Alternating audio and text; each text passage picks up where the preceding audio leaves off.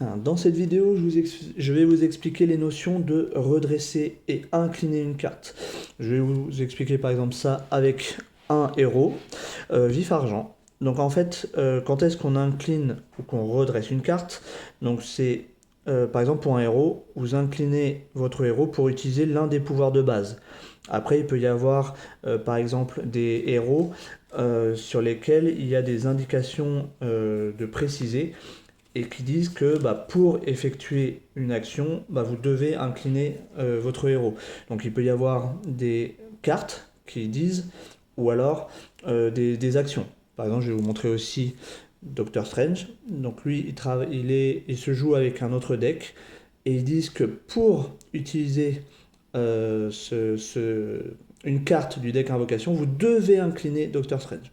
Voilà. Mais par exemple, il y a des actions pour certains personnages, je vais reprendre Captain Marvel, pour l'action, ici, n'est pas indiqué que vous devez incliner Captain Marvel. Donc si ce n'est pas précisé, il n'y a pas besoin pour les actions.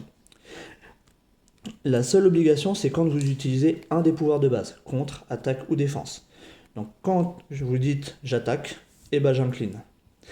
Et regardez, petite spécificité, donc c'est pour ça que j'ai pris vif argent, Quicksilver en anglais. Après que vous avez utilisé l'un des pouvoirs de base de vif argent, donc contre, attaque ou défense, vous le redressez. Donc c'est-à-dire que j'incline, j'attaque, mon effet de carte dit que je peux me redresser, je me redresse, et je peux refaire une action derrière. Donc lui, il va beaucoup jouer justement sur redresser, incliner, redresser. Voilà, donc voilà comment on utilise le incliner et redresser au niveau d'une carte.